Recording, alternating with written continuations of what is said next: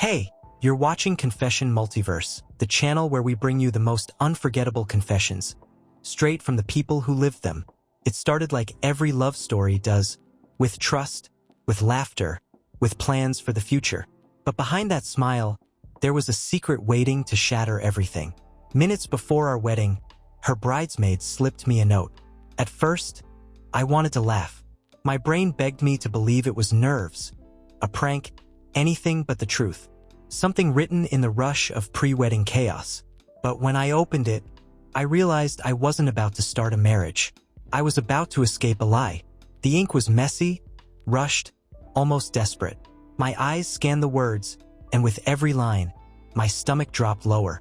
She isn't who you think she is. I can't let you go through with this. Check her phone. Hotel room 214. Last night. Those few sentences burned into my mind, louder than the organ music that was beginning to play, louder than the chatter of guests filling the church. It felt like the walls were closing in, like every smile outside that door was suddenly fake, built on the same lie I was about to walk into. I wanted to believe it was jealousy. I wanted to believe her best friend was stirring drama, trying to sabotage the happiest day of our lives. But the handwriting wasn't careless. It was shaking. The ink bled in spots where tears might have fallen. That wasn't malice. That was guilt. And in that instant, I knew. Something inside me shifted. The world that had felt so solid, the flowers, the suits, the rings, suddenly felt hollow. My bride wasn't just nervous in the next room. She was hiding something. Something big enough to make her own bridesmaid betray her minutes before the vows. I folded the note, slid it into my pocket, and sat down. My hands wouldn't stop trembling. Guests were laughing, checking their watches. My best man clapped me on the back, saying, "You ready?" But how could I answer? Ready for what? A marriage or a trap? In those few seconds, I realized the truth. I had two choices.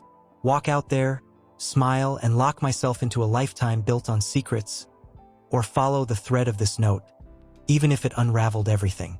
I didn't know then just how deep the betrayal went.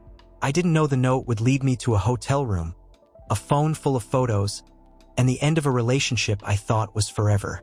All I knew was this. The moment I read those words, the wedding was already over. I met her at a friend's barbecue. It wasn't supposed to be anything special. Just a summer afternoon, cold drinks, and the hum of people laughing over grilled food. But then she walked in. She had a way of laughing that made people stop mid-conversation, like the sound itself demanded attention. But there was something magnetic about her, the way she laughed.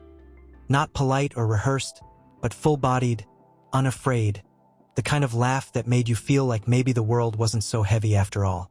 We started talking over the food table, both reaching for the last burger bun at the same time.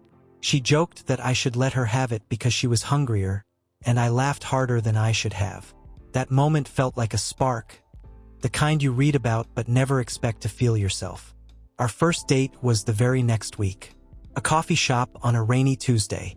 We sat there for 3 hours talking about everything, childhood dreams, our favorite movies, even the kind of house we wanted someday. She told me she wanted a big backyard for her future kids. I told her I wanted a kitchen big enough to cook Sunday dinners. By the end of the night, it felt less like a first date and more like we were picking up where we'd left off in another lifetime. The months rolled by. Soon it was weekends away, meeting each other's families, blending friend groups. My parents adored her. My mom said she had a warmth about her, like she belonged. And her friends? They welcomed me in without hesitation. Especially her best friend, who would later become her maid of honor. She always said we made the perfect couple. After 2 years, I bought a ring. It wasn't flashy, but it was meaningful. A design that reminded her of her grandmother's. When I dropped to one knee under the fairy lights of a winter festival, she covered her mouth with her hands and sobbed before she even said yes. The months that followed were a blur of planning. Venues, flowers, invitations. She threw herself into every detail with excitement. Our evenings were spent surrounded by color swatches, Pinterest boards, and endless discussions about music playlists. Sometimes I'd just sit back and watch her light up, thinking, this is it. I found my forever. Every step of the way I felt lucky. Lucky to have found someone who seemed to love me as deeply as I loved her. Lucky to have someone who wanted to build a future brick by brick, with me by her side. I didn't know then that every plan, every promise, was already being shadowed by a truth she thought I'd never discover. Started small. The kind of things you brush off because you don't want to seem insecure. One night, I noticed she turned her phone face down on the table during dinner. I asked why, half joking, and she laughed it off. "You're paranoid," she said. "It's just a habit." I wanted to believe her, so I did. Then there were the late-night texts. She claimed they were from work, her team chatting about deadlines, upcoming presentations. But when I asked what project they were so obsessed with at midnight, she'd get defensive. "Do you really not trust me?"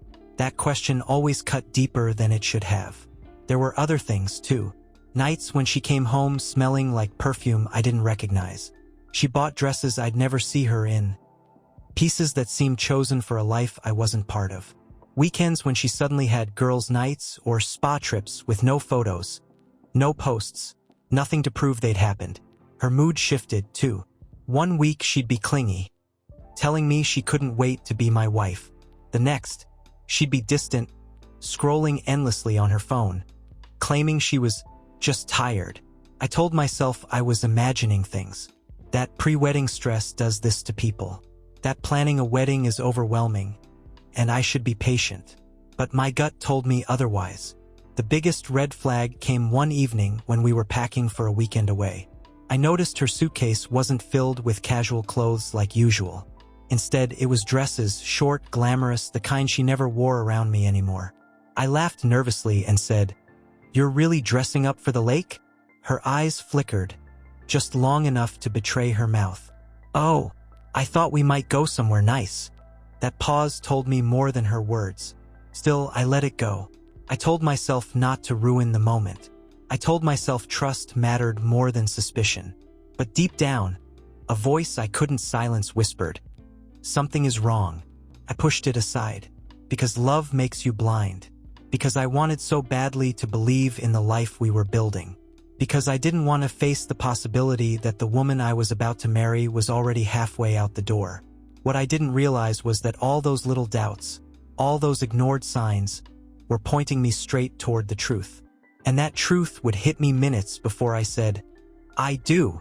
The morning of the wedding, everything looked picture perfect. The flowers were in place. The guests were filing in. The music swelled in the background. My best man clapped me on the back and said, "This is it, brother, the biggest day of your life." But just minutes before the ceremony, there was a knock at my door. When I opened it, I saw her maid of honor, her best friend since high school. The one who had helped her pick out the dress, plan the parties, write her vows.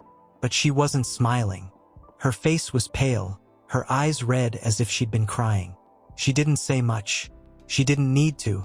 She pressed a folded piece of paper into my hand, her fingers trembling, her eyes refusing to meet mine.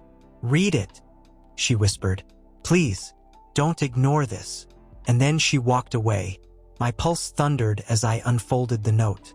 The handwriting was rushed, the ink smudged. My heart sank with every line I read. "She isn't who you think she is. I can't let you go through with this. Check her phone. Hotel room 214. Last night." The words blurred as my hands shook. The laughter of my groomsmen faded. The music outside muffled. In that moment, it felt like the world was splitting in two, one path leading to the altar, the other into a truth I wasn't ready to face. But deep down, I knew. I had ignored too many red flags already. And now I couldn't ignore this. I left the room quietly, slipping away before anyone noticed. The church bustled with guests finding their seats, the organist rehearsing the opening chords. But my mind wasn't on the wedding anymore. It was on room 214. The hotel was only a few blocks away, the same one where we had reserved rooms for out-of-town guests. My steps felt heavier with every stride, as if my body already knew what my mind refused to accept. When I reached the front desk, I asked about room 214. The clerk hesitated, glanced at the computer, and then at me. "Checked out this morning," he said. My throat went dry. I forced the next question. Was she alone? The clerk paused, the kind of pause that speaks louder than words. No, sir. She wasn't. That was all I needed to hear. My chest felt hollow, my heartbeat echoing in my ears. Still, I needed proof. Cold, undeniable proof. So I went back to the bridal suite. Her phone was charging on the nightstand, abandoned in the rush of getting ready. My hands shook as I unlocked it. She had given me the password years ago, back when trust wasn't a question. The messages hit me like punches, thread after thread, filled with late-night conversations that suddenly made sense. Can't wait to see you again. One last night before everything changes. I'll always remember this. Photos followed. The first photo stole the breath from my chest, like a punch I never saw coming. She was in a hotel bar, a glass of wine in her hand, smiling at someone behind the camera. The kind of soft, flirty smile she hadn't given me in months. The next photo twisted the knife deeper. Her in the black dress she had packed. The one she told me was for a networking dinner. But she wasn't networking. She was leaning into him, his hand resting on her leg, their faces too close to be professional. I kept scrolling. Another photo, blurry, but clear enough. The two of them in room 214, drinks scattered on the table, his tie undone, her hair let down. And then the final one, her on the bed, and in the mirror behind her, his reflection. A shadow hanging over the life I thought was mine. I stared at the screen until my vision blurred. My stomach twisted, my chest heavy with something between rage and heartbreak. But I didn't storm out. I didn't yell. I didn't even smash the phone like I wanted to. Instead, I quietly copied the photos to my own folder, deleted the sync history so she wouldn't know I'd seen them, and placed the phone back on the charger. By the time she walked down the aisle, smiling in her gown, the proof was already burning in my pocket. And as much as she thought she was marrying me that day, she had no idea I had already made my choice. By the time I returned to the church, the ceremony was already beginning. Guests had taken their seats. The music had shifted from rehearsal to performance. I could hear the faint murmur of excitement through the wooden doors. But I wasn't excited anymore. I was empty, cold. I slipped quietly into the side room behind the altar, my steps slow, my heartbeat steady in a way that surprised me. Rage wasn't burning anymore. It had cooled into something sharper. Resolve. Her phone, with all the proof, was still in my pocket. But I didn't plan to wave it in her face. I didn't plan to scream.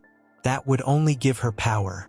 Instead, I reached for a blank piece of stationery from the desk in the room, borrowed a pen, and wrote just 3 words. Room 214.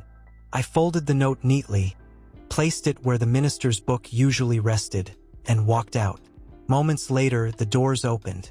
Guests rose to their feet as she entered, radiant in white, smiling as though nothing in the world could touch her. My groomsmen straightened their ties. My family leaned forward proudly. The photographer snapped photos like this was the happiest day of our lives. But when she reached the altar, she didn't find me. Instead, she found the note. Witnesses later told me her face drained of color the instant her eyes landed on those words. Her hands trembled so badly she nearly dropped her bouquet. The room, once filled with whispered excitement, turned into a confused silence. The maid of honor refused to step forward. She stood frozen, guilt written all over her face. It didn't take long for the whispers to start spreading through the pews. I wasn't there to see it, but I can imagine the way her mask cracked, the way her perfect smile faltered, the way her throat tightened as she realized the truth. Not only had I found out, but I had chosen not to play her game. No screaming match, no scene, just silence. The kind of silence that says, "You're not worth the fight." And that silence said everything. She was no longer my bride, just a stranger in white. The ceremony never happened. The guests shuffled out in confusion, murmurs trailing behind them like smoke. Some demanded answers, others avoided eye contact, embarrassed by the spectacle. Her parents cornered the maid of honor, voices sharp with panic. The truth slipped out in fragments, whispers about the hotel, about the photos, about betrayal. By the time she ran back to her bridal suite, I was gone. I didn't slam doors. I didn't leave a trail of broken glass. I simply disappeared, taking with me the calm power of knowing she had destroyed herself. The calls started within the hour. At first, desperate pleas. Please, let me explain. It wasn't what it looked like. It was a mistake. Just one night. Then anger. How could you humiliate me like that? Walking away in front of everyone? You didn't have to do this. And later, despair. I can't lose you. Please, I'll do anything. But my silence was louder than her words. Friends messaged me, trying to piece together what had happened. Some called me cold, others called me smart. Her family demanded answers, her father accusing me of being cruel. But I didn't defend myself. I didn't drag her name through the mud. All I ever said was one line. She wasn't the person I thought she was. And people filled in the blanks themselves. Meanwhile, her life unraveled. The man she'd chosen the night before our wedding didn't stay. He never intended to. Once the excitement was over, he disappeared, leaving her to face the wreckage alone. Mutual friends told me she spiraled. Late nights, tearful apologies, desperate attempts to salvage her reputation. But the damage was done. And me? I found peace in the quiet. I spent evenings with family, walked my dog in the crisp air, and felt the weight lift little by little. For the first time in years, I wasn't living in her shadow. I wasn't angry. I wasn't broken. I was free. Because sometimes walking away is the loudest statement you'll ever make. Looking back now, I realize something important. Cheating isn't an accident. It isn't a lapse in judgment or a moment of weakness. It's a decision, a deliberate choice made with full knowledge of what it will do to the person who trusts you. The night before our wedding, when she stepped into that hotel room, she didn't just betray me. She ended the marriage before it began. She just didn't have the courage to admit it. And for a long time, I thought her betrayal was my failure. That maybe if I had done more, been more, loved harder, she wouldn't have strayed. But the truth is, loyalty can't be earned through effort. It's either there or it isn't. The note from her bridesmaid wasn't just a warning. It was a gift. Painful one, yes, but it saved me from a lifetime of lies, from standing at an altar and vowing forever to someone who had already chosen someone else. Sometimes we think walking away means we've lost, that leaving love behind is weakness. But I learned it's the opposite. Walking away from betrayal isn't surrender. It's the moment you cut the chains you didn't realize you'd been carrying. I didn't leave that church broken. I left free. Because the truth is, when someone shows you who they really are, you have two choices. Pretend you didn't see it, or accept it and move forward. I chose to accept it, and in doing so, I found peace. If you've ever been through something like this, or if you've carried a secret you were too afraid to share, this is your chance. Tell your story in the comments. You never know who might need to hear it. Your words could be the reminder someone else needs, the proof that they're not alone, the sign that it's okay to walk away from lies and choose peace instead. And if you found meaning in this story, don't forget to subscribe to Confession Multiverse, because tomorrow's confession might sound a lot like yours, and the lesson hidden in it might be the one you need most.